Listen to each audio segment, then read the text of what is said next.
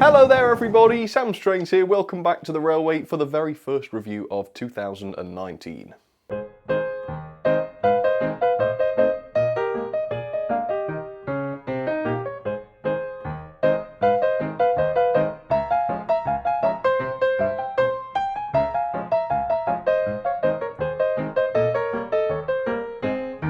So welcome back to you everybody. I hope you all had a very happy Christmas and obviously more recently a very happy new year. I hope you enjoyed the 2 live streams that me and Hattons did. They were a little bonus content before I was due to start the year. So anyway, you take those, hope you enjoyed them. And welcome now to the first ever review of 2019.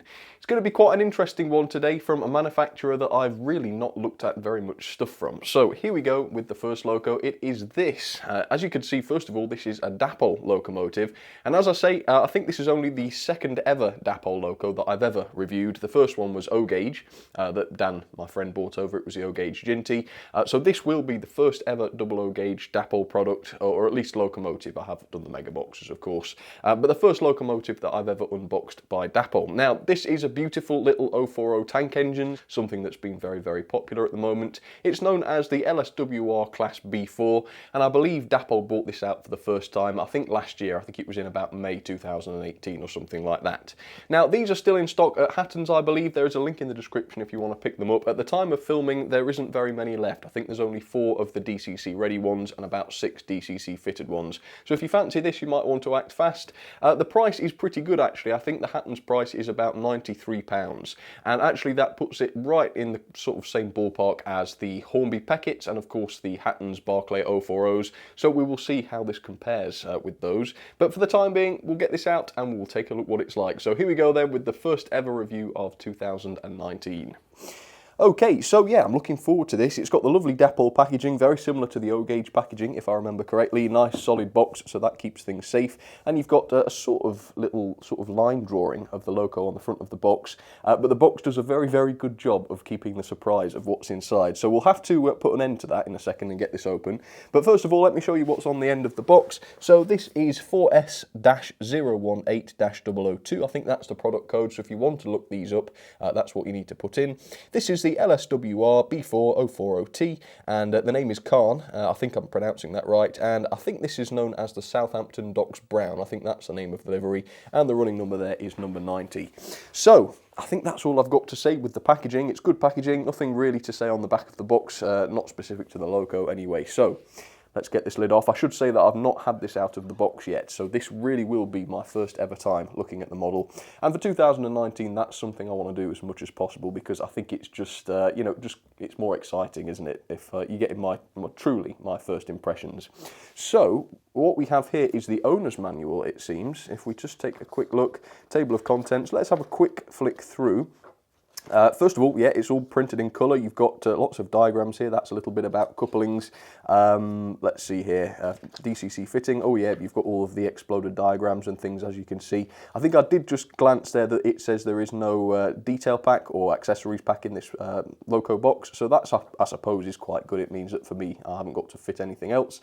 But yeah, that's just something of note. Quite a nice little pack there, and it goes into quite some detail, as you can see there. So yeah, that's going to be quite good, and I will have a read through that later on. Right, so okay, so this piece of foam on the top is covering the model, I assume. So let's take this off and we will have a look. So it hasn't revealed an awful lot. It's all very well packaged in there. It's got the usual sort of blister style packaging, but it's also seems to be wrapped up in a piece of plastic as well. So yeah, good marks for the packaging. Packaging seems to be doing a very good job there. And yes, indeed, there doesn't seem to be anything. Oh, in fact, no, I can see there is a little bit of a, I wouldn't say it's a detail pack. Let's take a look at this. It did say there was no accessories, but okay, so it's something that goes into the NEM pockets. I suppose this is for if you want to remove one of the couplings, which looking at the model do both seem to be fitted, so I suppose that's that. If you want to remove the couplings, you can fit these in, and presumably it doesn't look too messy without the couplings in there. I assume that's what they're for. I'm sure the instructions would have told me that if I'd have looked at them already, but yeah, we'll find out that later.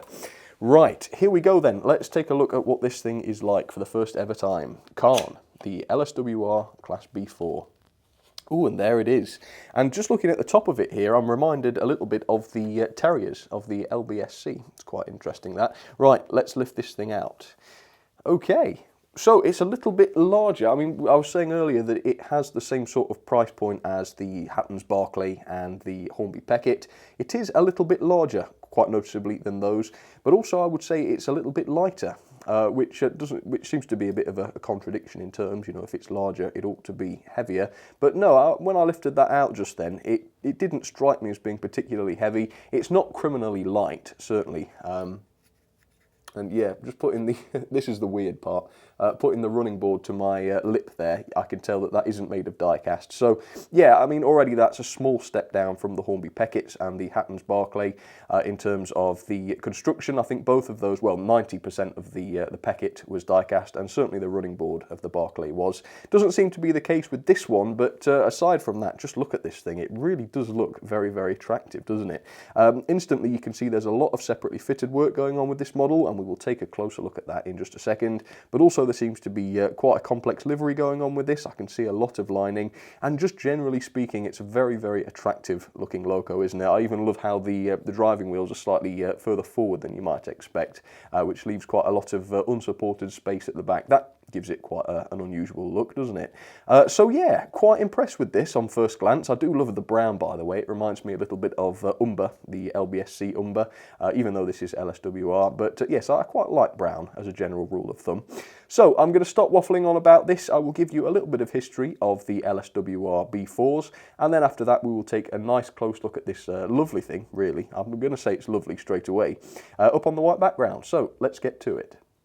So the LSWR B4 was a very early class of 040 dock tank, and it was designed by William Adams, and incidentally that is the same Adams that designed the Adams radial tank that I also reviewed. I think Oxford Rail, yes, it was Oxford Rail and Hornby both did models of those.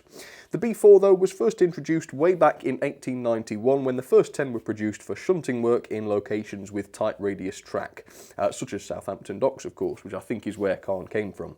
Their short wheelbase made them especially ideal for this. Several years later, in 1908, Dougal Drummond designed and built 5 very similar 040 tank engines, and in fact they were considered so similar that they were just merged into the same class, and that made 25 B4s in total. Now many, and this is also the case with this example we've got, many of them were given names rather than numbers, and I think that was part of the tradition of Southampton docks, and that's why so many of them did have names, as I say, including this one.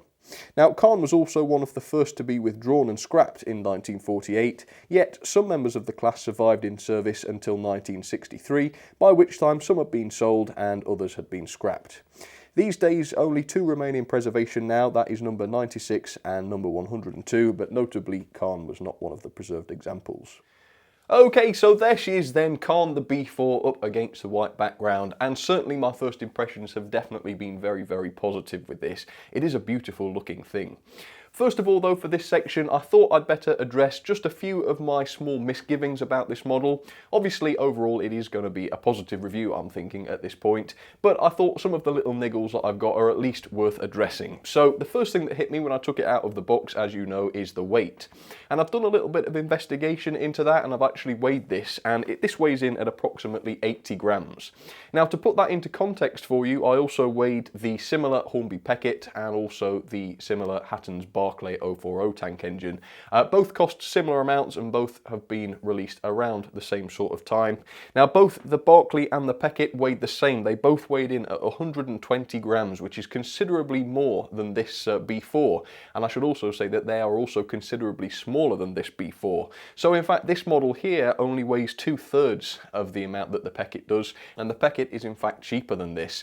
And the simple reason is that plastic simply doesn't weigh as much as die-cast, quite obviously, and it seems as though the bulk of this B4 model is made in plastic. Now, with small 040s of this sort of size and this sort of price tag, we know that it's possible for some, if not most, of the model to be made of die-cast, so perhaps it's a little bit unreasonable that this is entirely made of plastic, or at least the bodywork is mainly made of plastic. Which leads me on to the second sort of key misgiving with this, and that is that it does in places look a little bit plasticky and a little bit toy-like. The first thing that I noticed was on the side of the chimney here, you've got this hideous seam line, which is really quite noticeable. And that really does sort of damage the illusion of this thing, doesn't it? Otherwise, it's quite an attractive thing, but just little things like that do damage the illusion. Other sort of toy-like qualities of this are the big gaps between the different components. So as you can see underneath the water tanks here, there's quite a large gap between that and the running board. I suppose that's due to the modular way that these are assembled, but again, that ruins the illusion.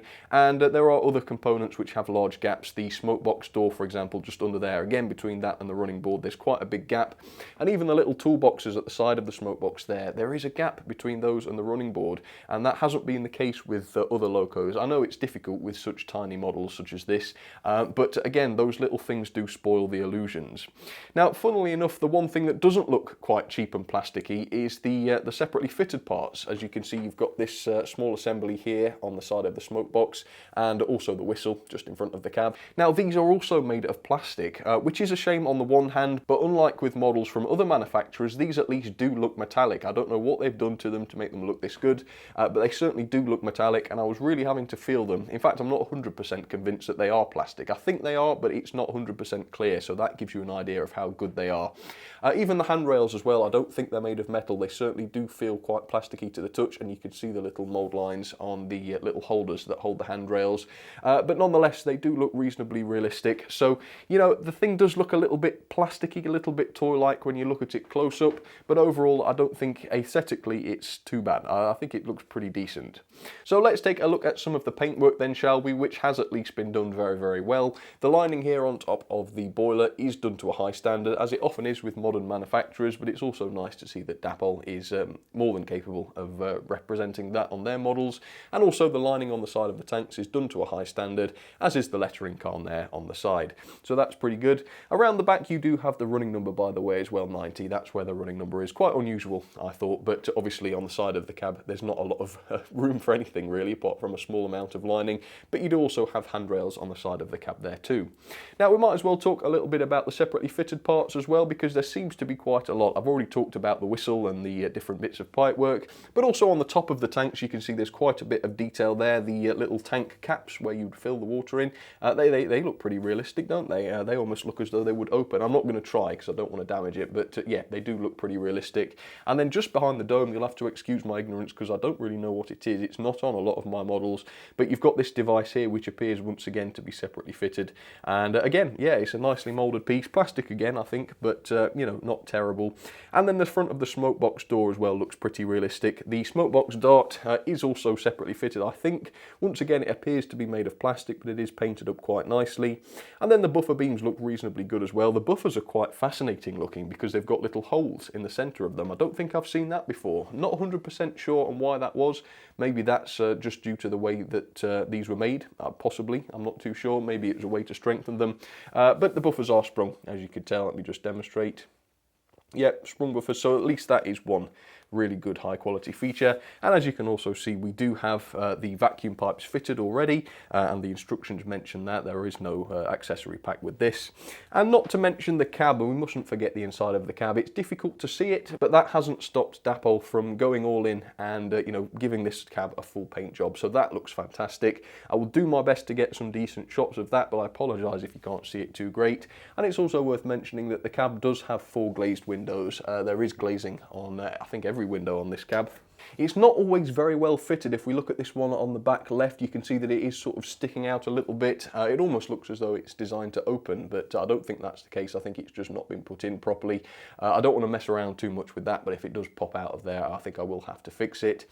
And I suppose finally the other misgiving is you can just see one of the shafts there, which presumably has one of the gears mounted onto it, you know, next to the wheel set. Quite noticeable that. Yeah, that could have done with being blacked out or covered up. I suppose you could do that yourself, but again, with a relatively expensive model, you might expect that to have been done already. And finally, on the positives, at least the linkage rods and connecting rods and such are made of metal. They are definitely made of metal. Sometimes, certainly with the DJM stuff, they do look a little bit cheap and nasty. nasty and plasticky, but that's not the case with these. These are high shine and they do look pretty realistic. So I think that's it for the detail. You can get a good feel for this thing. Generally the construction seems to be relatively good. There are a few niggles with the kind of materials used and also at times the assembly. I think the only issue really though is that back window, which is not a major issue, and you do have to be looking quite closely to see it. And I suppose that isn't going to be the case with all of these. So that's that. Let's get on to performance then. We'll take a look at how this thing runs, and hopefully it's going to be a good runner. Hopefully. Okay, so there she is then, the Dapol B4 Caen down onto the track. And as I say, this is her very, very first run, so I do want to let her run a little bit on her own before I add any rolling stock, just so that we're not putting the motor under any stress. But first of all, I thought I would talk a little bit about performance. I'm quite limited to what I can say right now because I haven't seen her run yet, but I have read online somewhere that these do have coreless motors inside them. Now, it'll be obvious when we run her whether or not that's true. I don't know whether there's any credence to that at the moment, but I am filled with a little bit of trepidation about that because, yes, I've developed rather a disliking for those things. On paper, they are supposed to be an improvement over the traditional motors. They're supposed to be a bit more efficient and they're supposed to allow better control at slower speeds. But in my experience, certainly on DC power supplies, specifically feedback ones, they're noisy, they're underpowered, and they're certainly no smoother than, you know, traditional 5-pole regular motors. And incidentally, Hornby and Hatton's certainly didn't use coreless motors in their small 040s and small tank engines, whatever. And those are some of the best runners that I've got. But I don't know about that yet, so we'll wait and see. Also, another slight concern, if I just lift this up, I noticed that the non-driven wheel here is extremely loose. Look at how loose that axle is. There's an awful lot of give on there, which does suggest that there is no proper bearings on this loco, which again is a shame, and that's something that, that's a feature that is missing from this that the Hatton's and Hornby similar tank engines also had.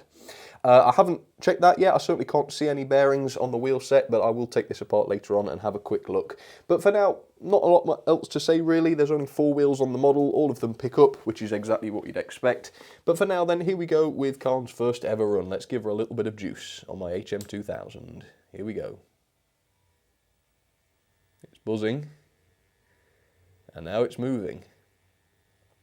And I must say that, coreless or not, that is a very, very good slow performance. To say that's her first time ever moving. She is going backwards to start with. Well, she seems to be speeding up and slowing down a little bit. So yeah, it's slightly noisy, but it is certainly very, very slow. Not smooth, I would say, but I think we can forgive her that for this being her first run. Bit faster maybe? Yeah, let's try it forwards. Okay. So, I mean, there seems to be torque there, doesn't there? There seems to be certainly a good level of torque. She's coming up to the express point now, the very cruel express points, which she has indeed stopped on. So I'll just send her back. Again, that's not a major concern. The wheelbase is large enough so that shouldn't be a problem, I believe. And certainly the back wheels weren't over the dead spot there. Oh, we've stopped again. Well, that wasn't on a dead spot. Oh, it's dead. There we go. Had me worried then, thought she'd broken down. You know, you can't really draw conclusions from any of this right now because obviously she hasn't been run in. But to start with, you know, there seems to be potential there for a good slow speed. I reckon it probably is a coreless motor inside here. But this one seems to be performing reasonably nicely. So I can't really complain about that at the moment. We'll see how powerful she is. Obviously, she's not very heavy, so that might be a problem. But for now, let's get her going. Let's give her a few laps on her own and give her a chance to run in. So yeah, the performance does seem to be reasonably good, admittedly. It is a little bit on the noisy side, but that doesn't really bother me, although bear it in mind if it's something that does bother you. Relatively smooth. We'll see how smoother it gets as it gets run in, and we'll see how much of a slow speed it can do after that. But for the time being, it seems to be a reasonable performer. I'll talk to you later about the pulling power of it. I don't know much about that yet, but hopefully it will be reasonably good.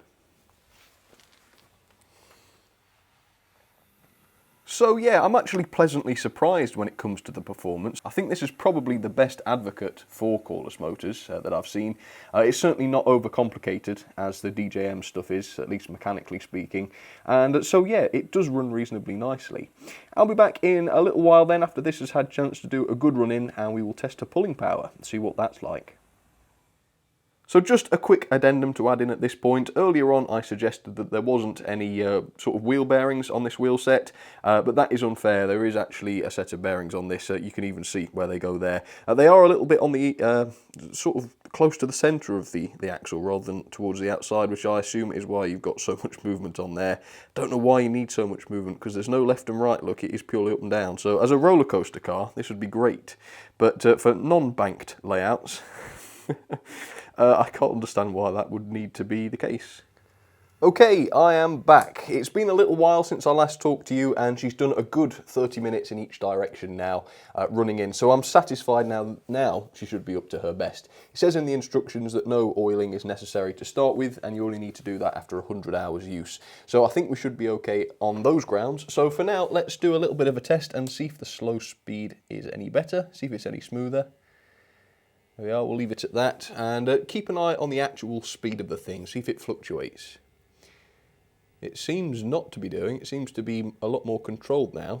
And I suppose that is one of the advertised advantages of the cordless motor. Oh no, it stopped. Shut up, Sam. That obviously isn't the case. Try again. Yeah, as you can see, it lurches from slow, as you can see, to fast. So it's not terribly smooth, but it's certainly not bad. And as I say, it is pretty slow and there is a lot of torque there. And it has died on the points. As I say, the back wheels aren't actually over the points there, so that's that. It is noticeably a little bit quieter in reverse, and at the higher speeds it is very good and smooth. Okay, well, let's test out the performance, sorry, not the performance, the pulling power then. So further down the line I have set up 10 wagons. I know that's quite a lot. I don't really know whether she would have been pulling quite that many in real life, but I'm sure they would have been capable of it, even if they didn't do it on a regular basis. There are 10 wagons there, and it does seem like quite a lot perhaps for this to manage, so just to make sure that I'm being fair, I've tested this with a few other locos. So here is the Hornby Peckett hauling it up Gordon's Hill here, and as you can see the Peckett managed that just fine, and the Peckett's a much smaller loco. I also tried it with the Hatton's Barclay because I've mentioned that quite a bit today too, and as you can see by this clip, yes, the Barclay managed that as well. And just to test things out thoroughly, I've put on the cheap Hornby Smoky Joe, which cost me less than 20 quid, and indeed that managed it as well. So let me know in the poll. I'll put up a poll now. Can Caen manage 10 wagons up Gordon's Hill? We will see. Vote yes or no and we will find out. Okay, let's go and get her to couple up. Oops. Not my smoothest coupling there. Let's just see if things have coupled. No. Seems like the coupling does droop down very slightly. So, yep, never mind. I mean, these are quite old wagons, so it's probably not the loco's fault that that didn't work. Right, well, let's see if she can at least shift them then. Let's try that. And yes, she can at least move 10 wagons. Okay, well, let's cut to Gordon's Hill then and see how she gets on up there. Fingers crossed. Alright, here she comes. I've set this to about half speed on the controller. Ooh, there's a lot of wheel slip going on there. No, unfortunately, she wasn't able to do it. So, yeah, in terms of pulling power, she's been thwarted by a 20-pound railroad loco. Right, better go and stop this so it doesn't burn the motor out. Okay, time to take off one or two wagons, I think. So there she is then with a slightly downgraded load. That's 8 wagons there.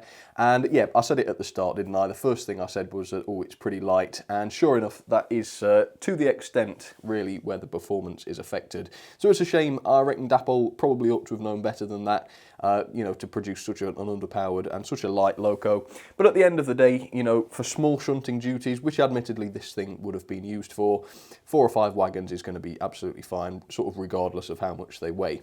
Okay, let's get this a try then. By the way, if you've got one of these, let me know how many yours can haul on your layout, because obviously everybody's different, and no doubt she'd haul more if I use some slightly more modern rolling stock with less drag. Okay, so on the middle line, you've seen her already, but here she is again. This is the lovely Hatton's Barclay 040. I should say, though, that now the Dapol B4 is warmed up, it doesn't seem to be stopping on express points in the way that the Hatton's ones do. But then again, the wheelbase is a lot larger, so I suppose that is to be expected. So there she goes then. There is the lovely Caledonian Barclay 040 with my ocean of ocean wagons, or at least part of it. And then on the inside line, yet another unforgettable loco when it comes to 040s. That is the Hornby Peckett. So there we go, with a couple of Pullmans. Hope you enjoy the running session. Let me know in the comments what you think about the Dapol B4. And also, let me know which other locos you spot out on the layout today. So I think today I've fairly well demonstrated that this model is far from perfect. However, despite its minor flaws, and I suppose most of these flaws that I have discussed today are relatively minor, I think despite those it still comes across as a great model. It looks the part, at least from a distance. It performs relatively nicely, even though it isn't all that powerful. And yeah, I think it's got it, hasn't it? It's just got what it needs to have. It's got that character. And yeah, so overall I am fond of it. Overall I do like the model, and overall I can recommend it. It's certainly very attractive as well, isn't it? I just love brown on tank engines and things. Is that weird? Do other people feel the same? Because every Umber loco that I've ever looked at, or every brown loco, I've really enjoyed the livery, and yet you wouldn't expect to, really, would you? On paper, brown is a hideous idea, but they always just turn out lovely, don't they? Must be me.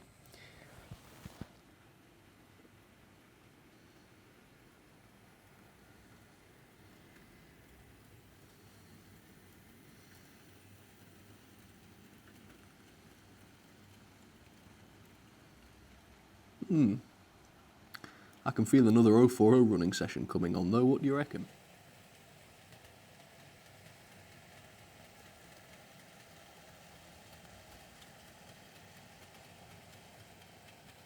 Okay, so here are going to be some of my ratings then for the beautiful LSWR B4 class from Dapol. As you can see, I've got a slightly different rating system this year to use stars rather than just numbers. It's a little bit more visually interesting.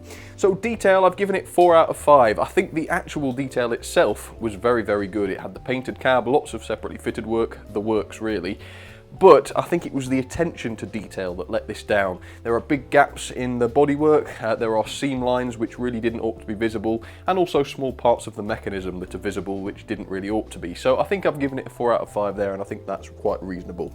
Performance then, I've given this 4 out of 5, and I think that's possibly a little bit generous because it is such an underpowered loco. However, the slow speed and the crawling performance is very good, so I've given it the benefit of the doubt there and given it 4 out of 5. We've got another category this year, that is the mechanism, because I've noticed that the quality of the mechanism and the actual performance doesn't always match up, and this way I can address both. So overall, yeah, the mechanism is very good. You've got pickups going to all wheels, which kind of has to be done with an 040. You've got the bearings on the wheel set, but there is that coreless motor, which is something that I'm not a huge fan of, and although it doesn't seem to run too badly, I do prefer just 5-pole regular motors, so that's why I've deducted just 1 mark there. The quality though is pretty good. I've given it a 4 out of 5. It is a shame that there are no die-cast components, or that there are so few die-cast components. A die-cast running board and a die-cast body would really have improved the quality of this model, and it would have also improved the performance quite a bit as well. Value then, I think 3 out of 5 is certainly fair for this model.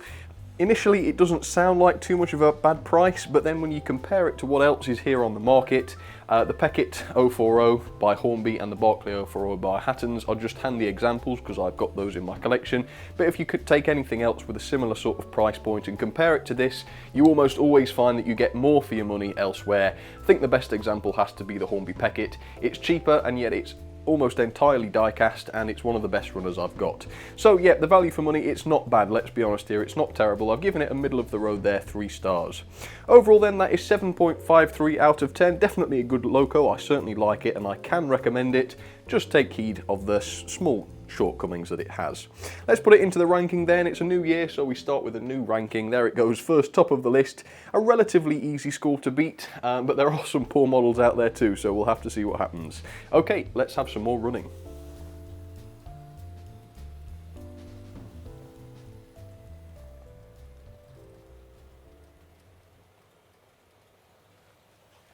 So overall, I have to say I do like it. I think it's a fine model. To be honest with you, I think it just really needed to be cheaper and or better. One of the two would have been fine. But otherwise, I think, recommend it. If you like the look of this and the small issues don't spoil it for you, then yeah, I can highly recommend picking one up. As I say, Hattons have still got some of these in stock. There's only a few left, but there is a link in the description, so if you fancy picking yourself one up, feel free to. But for now, that is it for the first review of the year. Don't forget to let me know in the comments what you thought about this. If you agree with my points or if you disagree, that's absolutely fine, but do please let me know either way. I'd like to know your thoughts. But for the time being, once again, thank you for your company, and I will see you very, very soon for yet another video. Alright, cheers everybody. See you next time.